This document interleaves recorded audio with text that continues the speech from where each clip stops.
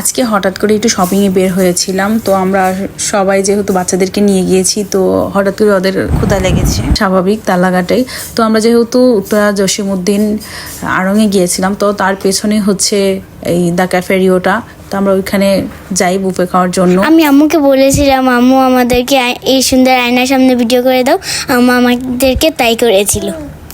আমার মেয়ে একটু ভয়েস দিতে চাচ্ছিল, তাই ওকে এতটুকু একটু নেওয়ালাম। ও খুবই দুষ্টুমি করে কোথাও গেলে, তাই ওকে সব জায়গায় নেওয়া যায় না, আর ও খুব বিরক্ত হয় কোথাও নিয়ে গেলে।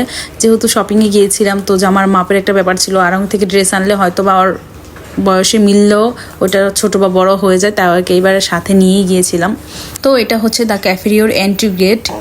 গেটের সামনে বা ফার্স্টেই হচ্ছে এত সুন্দর একটা মিরর, দ্য ফুলে বড়া। এটা হচ্ছে একটা সেলফির জন্য বলতে পারেন। এখানে সবাই ফার্স্টে এসে ছবি তোলে, তারপর হচ্ছে আমরা একটু ভিডিও ছবি তুলে আমরাও চলে গেলাম ভিতরে খেতে, যেহেতু আমরা অনেক ক্ষুধার্ত ছিলাম। তো আমরা ভিতরে যেই ফার্স্টে হচ্ছে আমাদের মন মতন একটা জায়গা সিলেক্ট করলাম, যেখানে বসে শান্তিতে রিল্যাক্সে খেতে পারবো।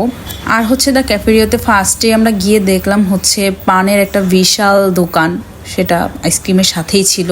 আর যারা পান লাভার আছেন তাদেরও কোনো কষ্ট হবে না, কারণ ওইখানে পানও পাবেন। আর পান আর আইসক্রিমের জন্য আলাদা পে করতে হয় ওইখানে। আমাদের জনপ্রতি 800 টাকা করে নিয়েছিল, আর 2জন বাচ্চার হচ্ছে 50%। তো এখন আপনাদের আমি খাবারগুলো দেখাচ্ছি। খাবারগুলো খুব ফ্রেশ ছিল, মজাও ছিল। সবগুলো খাবারের মধ্যে আমার সবচেয়ে মজা লেগেছিল হচ্ছে খাসির মাংসটা। আমরা যেদিন গিয়েছিলাম ওই জায়গায় একটা ইভেন্ট ছিল একটা অফিসের, তো মানুষজন খুব ভালোই ছিল। সব মিলিয়ে 100+ খাবার ছিল এখানে। ওইখানকার বেশিরভাগ আইটেমই ছিল হচ্ছে চিকেন আইটেম, তারপরেও সব কিছু মিলিয়ে মোটামুটি ভালোই ছিল। এখানে হচ্ছে 3 ধরনের স্যুপ ছিল, corn soup, vegetable soup and Thai soup. আর হচ্ছে এগুলো হচ্ছে কাঁচামরিচ ফ্রাই, ফ্রেঞ্চ ফ্রাইয়ের সাথে কাঁচামরিচ ফ্রাই। আর ডেজার্ট হচ্ছে এগুলো।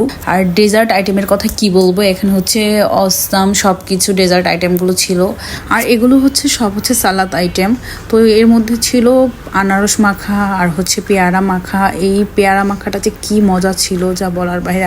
আর ছিল হচ্ছে ব্ল্যাক অলিভ, গ্রিন অলিভ। আর এগুলো হচ্ছে আইটেম বাড়ানোর আটকে একটা প্লেটার ধরতে গেলে।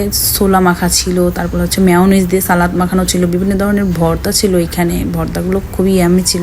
আর হচ্ছে ফুচকার একটা জোন ছিল, ফুচকাগুলো খেতে খুব মজা ছিল। ফুচকার স্টার্ট টাইম ছিল হচ্ছে 12টা 30-এ, মানে দুপুর 12টা 30 থেকে শুরু হয়। এখানে ফুচকার আইটেমের মধ্যে সব ধরনের ফুচকা ছিল, দই ফুচকা, চানাচুর ফুচকা, নর্মালি ফুচকা, সব কিছু ছিল। তো আমরা এখন সব কিছু নিয়ে বসে পড়েছি খাওয়ার জন্য। সবাই একদম প্লেট ভর্তি করে নিয়ে আসছি। আমাদের এখানে দেখতে পাচ্ছেন যে একজন একদম প্লেট ভরে নিয়ে আসছে, এরকম করাটা উচিত না আসলে আমাদের বুফে খেতে। আর এই ভর্তি প্লেটের খাবারগুলো হচ্ছে কার জানেন তো, এই যে এই লোকটার।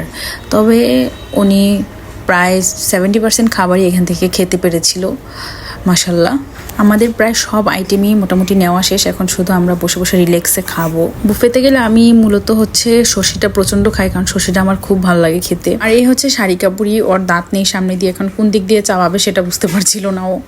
আর হচ্ছে আমাদের তামিমাবুড়ি ফুচকা নিয়ে আসছে, আর তাবাসুমপুরি হচ্ছে বিফ নিয়ে আসছে সে।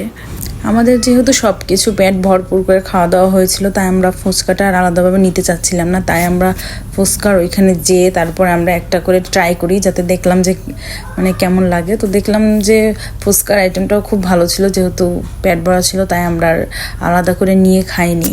তবে বাচ্চারা বায়না ধরছিল যে ওরা আলাদা করে নিয়ে খাবে, তো ওরা খেলো আলাদা করে নিয়ে। তো টাটা, বাই বাই, সবাই ভালো থাকবেন, সুস্থ থাকবেন, আল্লাহ হাফেজ।